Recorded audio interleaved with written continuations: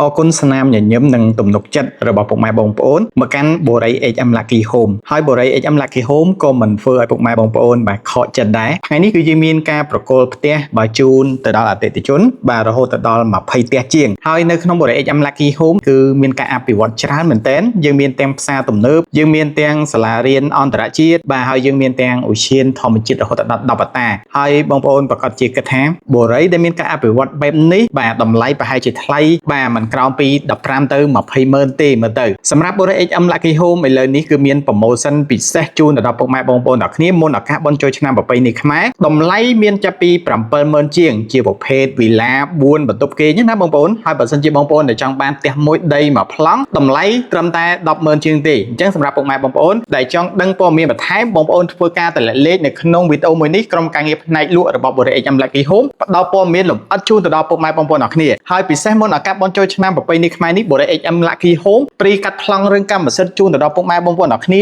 ថែមដេក័រថែមទូទឹកកកម៉ាស៊ីនត្រជាក់បាទម៉ាស៊ីនបោកគក់រៀបចំប្រព័ន្ធថ្នាំកាឌីហើយសំណងរបស់យើងឥត20ធានាទៅលើសំណងរហូតដល់3ឆ្នាំបន្ថែមទៀតបងប្អូនអញ្ចឹងសម្រាប់បងប្អូនចាប់អារម្មណ៍កុំភ្លេចធ្វើការតម្លាក់លេខនៅក្នុងវីដេអូមួយនេះទៅបានតម្លៃប្រូម៉ូសិននិងការថែមជូនបែបនេះបាទពីខ្ញុំបាទរាវីសូមអរគុណនិងសូមជម្រាបលាបាទផ្ទះក្នុងក្តីស្រមៃនៅក្នុងបូរី